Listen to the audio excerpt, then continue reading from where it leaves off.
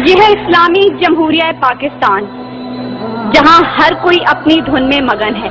Sir खुजाने की फुर्सत नहीं, दाएं बाएं की फिक्र नहीं, हर शख्स भूखा है। कोई इक्तदार का तालिब है तो कोई शोहरत का भूखा, कोई दौलत का परिस्तार है तो कोई पेट का भूखा, कोई भांग के एक प्याले के एवज अपना सब कुछ निछावर करने पर आमादा तो कोई ताकत का भूखा। कहतो रजाल बढ़ता चला जा रहा है।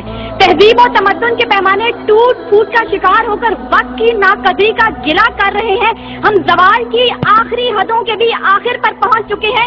इंसाफ मुहैया करने वाले इदारे सिसक सिसक कर दम तोड़ रहे हैं। हर तरफ से एक ही पुकार सुनाई देती है, भूख तहजीब के आदाब भुला देती है। अली वकार, सुनिए, अगर आप सुन सकते हैं कि जब बूढ़े प्रोफेसर को 6 माह तक पेंशन ना मिली तो अपनी कन पट्टी पर पिस्तौल रखकर बोला था, मेरा पाकिस्तान है ये तेरा पाकिस्तान है। सुनिए, अगर आप सुन सकते हैं जब तस्लीम सोलंकी भूखे कुत्तों का नवाले तर बनी तो बोली, पड़े हैं गुम कटहरे अदालतें चुप हैं। सुनिए, अगर आप सुन सकते हैं जब मजदूर शाम को खाली हाथ घर लौटा तो अपने बच्चों से नजरें चुराते हुए बोला, है तल्ख बहुत बंदाए मजदूर के औकात। सुनिए, अगर आप सुन सकते हैं कि वजीर आजम की खुली कचहरी में खुदसोजी करने वाला शख्स बोला था, मैं भी पाकिस्तान हूँ, तू भी पाकिस्तान है। सुनिए, अगर आप सुन सकते हैं जब जागीरदार के दस्तागीर गरीब हारी की बेटी को उठाकर लेके गए थे तो वो बोला था, आवाज दो इंसाफ को, इंसाफ कहाँ है।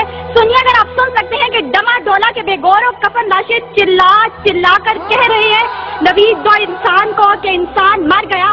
सुनिए, अगर आप सुन सकते हैं डॉक्टर आफिया सिद्दीकी आज भी सरापा सवाल है, जिम्मेदार कौन। सुनिए, अगर आप सुन सकते हैं लाल मस्जिद के शोहदा कह रहे हैं, पाक फौज तू जिंदाबाद। और सुनिए, अगर आप सुन सकते हैं जब बेरोजगार बाप ने अपनी 3 जवान बेटियों को मौत के घाट उतारा था तो बोला था, अजब रस्म है चारा गरों की महफिल में, लगाकर जख्म नमक से मसाज करते हैं। गरीबे शहर तरसता है एक नवाले को, अमीरे शहर के कुत्ते भी राज करते हैं।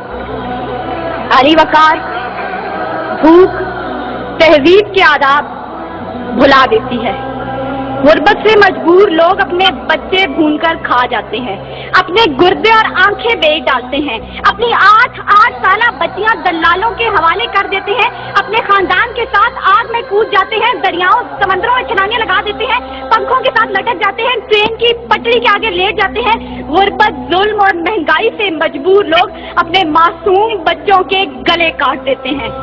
अली वकार, सदारत, विजारत और इमारत के भूखे तहजीबी अक़दार को पामाल कर देते हैं। कभी तो चंद खोटे सिक्कों के बस कौम की बेटियों को बेच डालते हैं, तो कभी मसाजिद का तकद्दुस पामाल करते हुए इन्हें लहू रंग करते हैं, और कभी अपनी ही आवाम से कहते हैं, मैं तुम्हें वहां से निशाना बनाऊंगा कि तुम्हें पता भी नहीं चलेगा। जब लोग ये कहते हैं खुदा देख रहा है, मैं सोचने लगता हूँ क्या देख रहा है।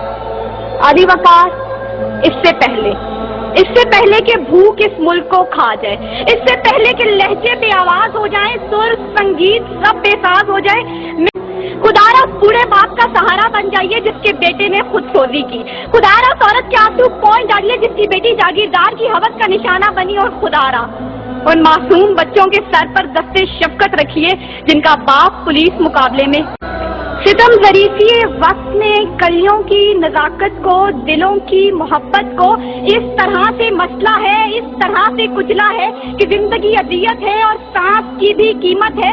किसका हाथ है जो खून से रगा नहीं, किसका गिरेबां है जो गिरफ्त से बचा नहीं।